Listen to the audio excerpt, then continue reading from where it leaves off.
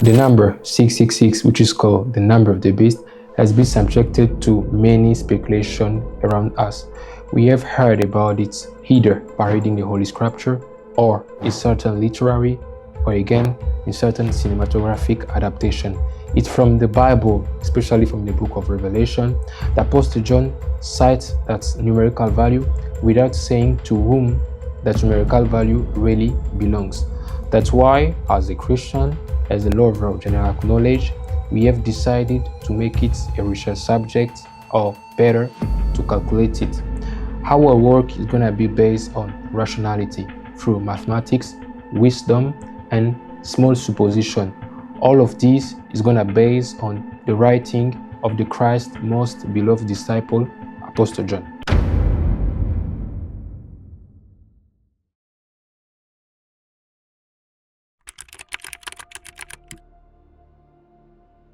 Before starting any calculation, I hope you are not a hexaconscious, hexaconta, hexaphobic.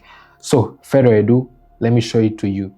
The number of the beast is given in book of Revelation 13 verse 18. So let's make 13 times 18, we're gonna get 234. And except this verse, there is another verse which deals with intelligence and wisdom. This is Revelation 17:9. For this case, 17 times 9, we're gonna get 153. So we have two numbers, 234 and 153. First of all, let's take a break with the number 234 and let's focus on 153. As we know that numbers are not trivial or new because somewhere in the Bible we have already seen that. As I say, this number is not even new for us. First of all, is the symbol of the fullness, because some researcher has discovered that by using the gematria, which is the Hebrew process of numerical calculation, that number will be associated with the word Son of God, love, or peace.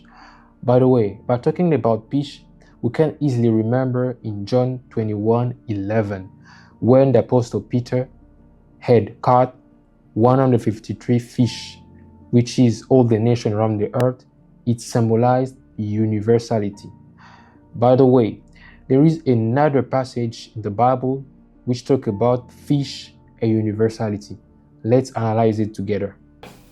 So let's return again to the Gospel in John chapter 6 from verse 5 to 14. The certainty reminds us of the multiplication of the bread, the miracle. Let's analyze the scene meticulously. First of all, there were just 5 loaves of bread and 2 fish. So let's take 5 plus 2 equals 7.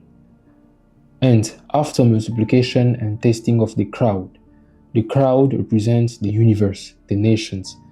They collect and filled 12 baskets with remains from 5 barley loaves. So in this case, let's take 12 plus 5 is equal to 17.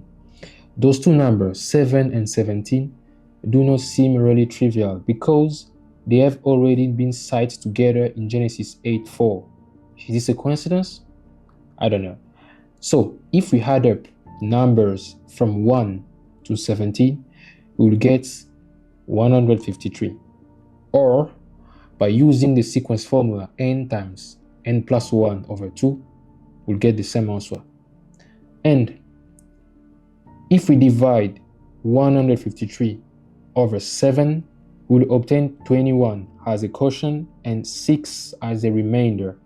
By trying to transpose it as a biblical passage, we will have John 21:6.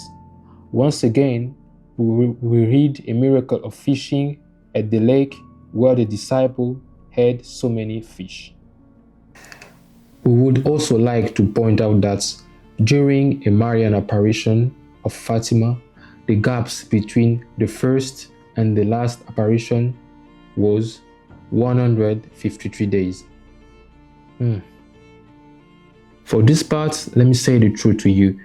Obviously, I found the number of the beast, but I didn't find any correlation between the number and the verse that I used. But anyways, let me show it to you. In Revelation chapter 21, verse 16 to 17, the wall of the New Jerusalem measures 144 cubits, and the plan of the city is a square. So if we do 144 divided by 4, we'll get 36. And if we sum numbers between 1 and 36, include them, we'll have 666. You could also calculate it using this sequence formula n times n plus 1 over 2. In Revelation 12, in the first verse, we are told of a woman clothed in 3 celestial bodies, sun, moon, and stars. We are also told that she wears a crown with 12 stars. So, if we take 12 like stars times 12 like chapter, we'll get 144. And 144 times 3 as celestial body, we'll get 432. And 432 plus 234, do not forget it, we got it by multiplying 30 times 18. For this time, we'll get 666.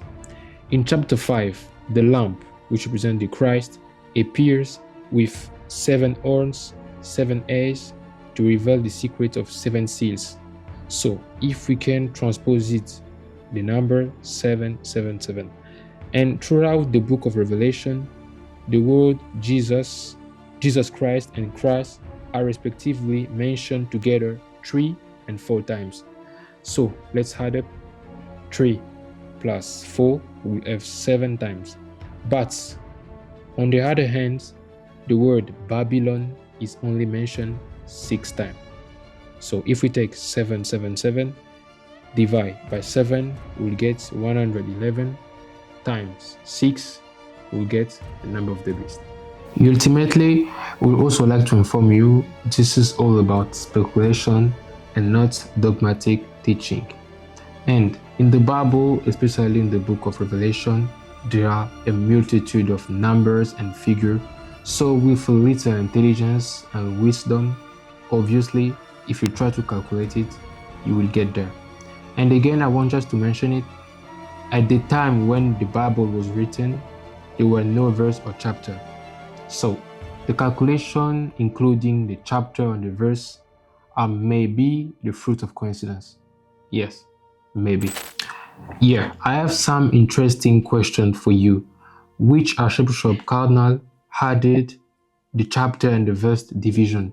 Do you think he did it on purpose? And what do you think about all the coincidences? Are they just coincidence or hidden messages? Write it down in the comment section and let me know. I hope you enjoy it. See you soon.